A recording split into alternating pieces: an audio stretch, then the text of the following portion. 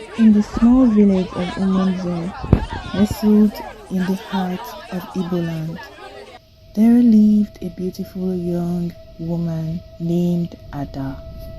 She was a gem, with skin as smooth as ebony and hair as black as the night. Many suitors vied for her hand in marriage, but Ada's heart belonged to one man, a young farmer named Chibuike. Ada and Chibuike had been in love for 3 years and their relationship was strong. But Ada's mother, a woman named Nyoma, did not approve of Chibuike. She deemed him unworthy of her daughter's hand because he was not yet rich. Marriage is not just about love, Nyoma would say. It's about security, stability, and wealth. Chibuike may be a good man, but he's not ready to provide for you the way you deserve. Ada tried to reason with her mother, but Nyoma would not budge. She pressured Ada to break up with Chibuike and marry one of her rich suitors instead. Ada turned between her love for Chibuike and her duty to the family, eventually giving to her mother's demands. She broke the news to Chibuike, telling him that she felt the gods did not want them to be together. Chibuike was devastated, but he refused to give up on Ada. He begged her to reconsider, to no avail. Meanwhile, Ada's mother had secretly invited one of Ada's rich suitors, a man named Ikena, to meet with the family. Ikena was a wealthy businessman who had made his fortune in the city. He was eager to marry Ada and showered her and her family with gifts. Ada's father, a kind and gentle man, was not pleased with this arrangement. He felt that Ada was being sold to the highest bidder rather than being allowed to follow her heart. "I thought you said you loved that other gentleman," he said to Ada one day. "Why are you collecting gifts from this one?" Ada ignored her father's concerns, and her mother attacked him for his weakness. "Hopeless man, are you not tired of poverty?" she spat. "Let our daughter marry who is ready, not who she feels she's in love with. Love will come later." Chibuike, heartbroken, tried to win Ada back, but she had made up her mind.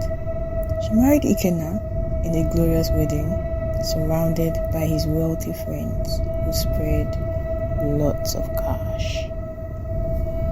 Chibuike, determined to prove himself worthy of Ada's love, worked hard and made money that year. He put in toil day and night. And when he finally landed a big contract, he went to Ada's house, knelt down, and begged her to hold on to him. But Ada, now a married woman, refused to even consider Chibuike's plea.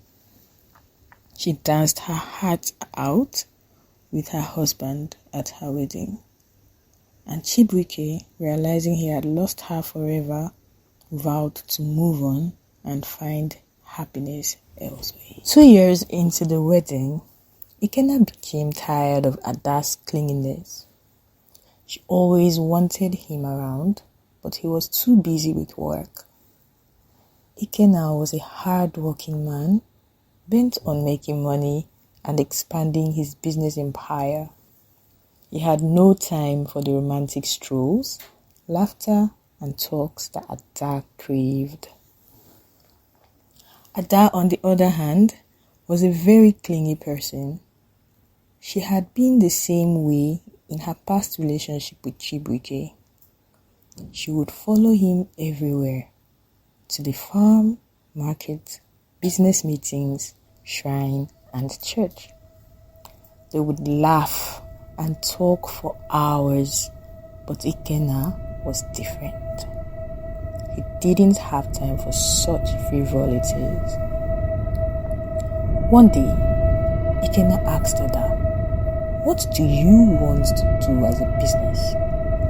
Ada replied, "I want to start a school with you." Ikenna laughed and said, "Not with me. Take 200 million, find the land, and start work. I'm off to Dubai for business." Ada was taken aback. She had always wanted to move with her husband, to be by his side. But Ikenna was clear. "I don't mix business with pleasure." He left for Dubai, leaving Ada in tears. As he departed, Ikenna also said, "I have dropped 1 million for your greedy mother." Ada was shocked. She had never seen her mother as greedy, but Ikenna's words cut deep. Ada was left alone with a huge sum of money and a dream to start a school. She was determined to make it work, but she couldn't shake off the feeling that she had made a mistake by marrying Ikenna.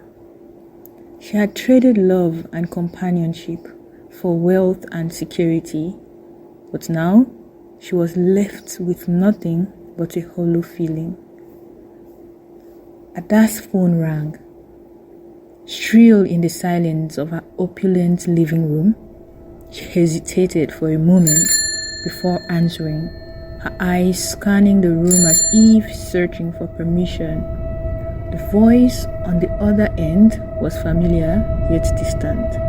It was Chibuike, her ex-lover. "Hello, madam," Chibuike said, his tone laced with a mix of humor and hesitation. "How are you doing?" Ada's laugh was polite but guarded. "I'm fine, dear. You?" The small talk was a dance, a delicate balance of words and emotions. But Ada's intentions were far from social. She had a proposition for Chibuike, one that would change the course of their lives forever. On a more serious note, Ada said, her voice taking on a tone of determination, "I remember how you used to work with many schools, but they let you down when the school started progressing. You always complained about the lack of capital, the absence of rich uncles and aunties to support you." Chibuike's response was laced with the hint of nostalgia. "Yes, my dear, it's been tough. We even planned to start our own school together, but Ada interrupted, her words dripping with purpose. I'm starting a school, Chibuike, and I need your help. I want it to have international standards, the best facilities, the best staff. But I need someone with your expertise to manage it, and I'm willing to pay you for your services." The silence on the other end was palpable. Chibuike's response was cautious, tinged with a mix of emotions. "So you want to employ me after breaking my heart?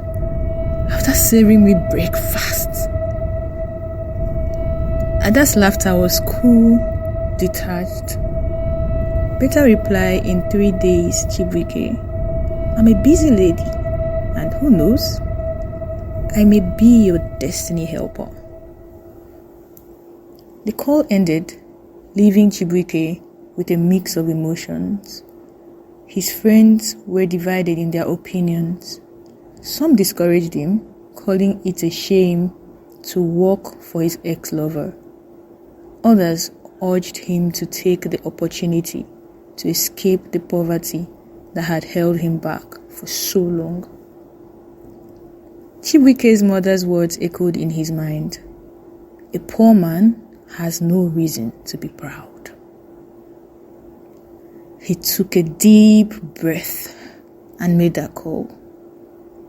Ada, I'm interested. What's the offer? Ada's response was prompt, her words dripping with satisfaction. I'm offering you 500,000 naira monthly, and together we will make Wise Builders College the best school in the country. The partnership was sealed, the die cast. Chibuike and Ada worked tirelessly, their collaboration resulting in a school that exceeded their wildest dreams. Wise Builders College was an elite school for the rich, with state-of-the-art facilities and a reputation that spread far and wide. Ikenna, Ada's husband, watched the progress from Dubai, a mix of emotions swirling in his heart. He saw the pictures of the school, the happy students, the proud parents, and he knew that he had to return to Nigeria to enjoy his beautiful wife and the school. I'll be in Dubai for 1 full year, Ikenna told Ada, his voice dripping with a mix of confidence and possessiveness. But little did he know, Ada's heart was no longer his to command. As time passed, something strange began to happen. Chibuike, Ada's ex-lover and business partner, was getting too close to her. They would be the first to arrive at the school and the last to leave.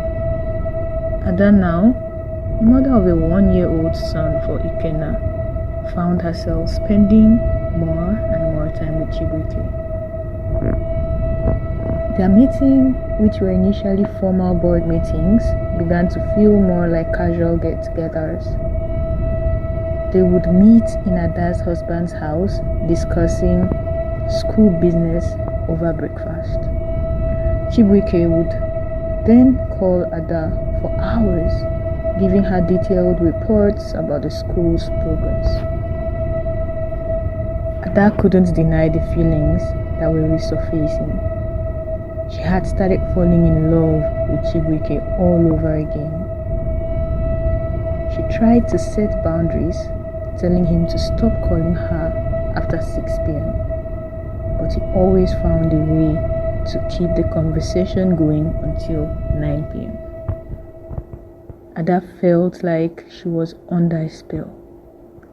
Chibuike was her first love, the one who had taken her virginity when she was 18. She couldn't explain why, but she felt drawn to him in a way that she couldn't resist. One day, Ada had an idea. She called her husband, Ikenna, trying to sound as seductive as possible. Honey, please come back to Nigeria. I really miss you. I miss your touch and your presence. Ikenna laughed on the other end of the line. You are a first daughter that behaves like a last born. I know you miss my cuddle. Ada responded, trying to sound as convincing as possible. Please, my love, return to Nigeria or let me visit you. We hardly talk at night anymore. Ikenna's response was nonchalant. See, I'm really busy. I'll get back to you. Ada felt a pang of disappointment. She knew she had to do something to get Ikenna's attention, to remind him of his responsibilities as a husband. But as she looked around, she couldn't help but feel that her heart was no longer in her marriage. It was with Chibuike, the man who had awakened feelings in her that she thought were long dead.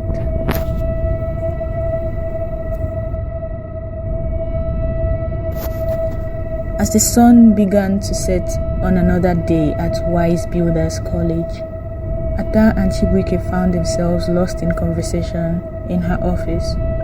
The clock ticked away, unnoticed by the two, as they delved deeper into the intricacies of their business. Unbeknownst to Ada, her beautiful legs and laps were exposed as she sat on her chair, captivating Chibuike's attention. He struggled to maintain his composure, pretending to focus on the task at hand, but his eyes betrayed him, drifting back to Ada's alluring form. As the tension between them grew thicker, Chibuike made his move. He inched closer, his fingers brushing against Ada's hand. Their eyes locked, and Chibuike's voice dropped to a whisper. Ada, you know you love me. Stop pretending. I see the lust in your eyes. I know you miss me and always want me to be around you. Ada's response caught in her throat as she felt her breathing quicken. Chibuike's words had awakened a deep longing within her. Before she could muster a reply, Chibuike's lips crashed against hers, silencing her. The kiss lasted for what felt like an eternity.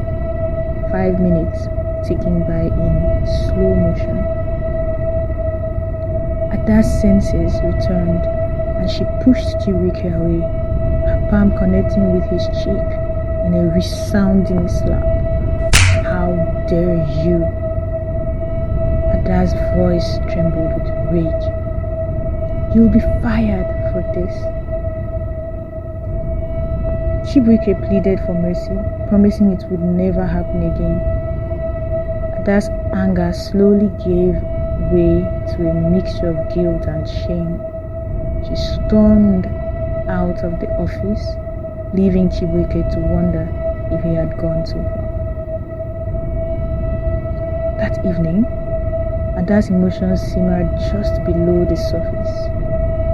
She played with her baby son, trying to distract herself from the events of the day. But when Ikenna called, their conversation quickly turned into a heated argument. Ikenna blamed Ada for being busy all day, while Ada accused him of having a side chick in Dubai.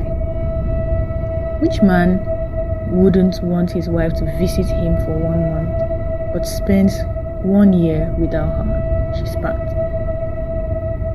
The call ended in anger, leaving Ada feeling frustrated and alone. Just as she thought the day couldn't get any worse, her maid knocked on the door announcing Chibuike's arrival. Ada's heart sank, but she composed herself. Descending to the parlor to meet Chibuike, he knelt before her, apologizing profusely and offering gifts. Ada's expression softened, and she told him to follow her to the upstairs parlor, citing the need to discuss business. As they sat together, Ada's resolve crumbled. She dragged Chibuike into a passionate kiss, leading him to her matrimonial bed. The darkness of the night enveloped them, shrouding their secret in an impenetrable veil. And so the affair began, a tangled web of deceit and desire that would threaten to destroy the very foundations of Ada's life.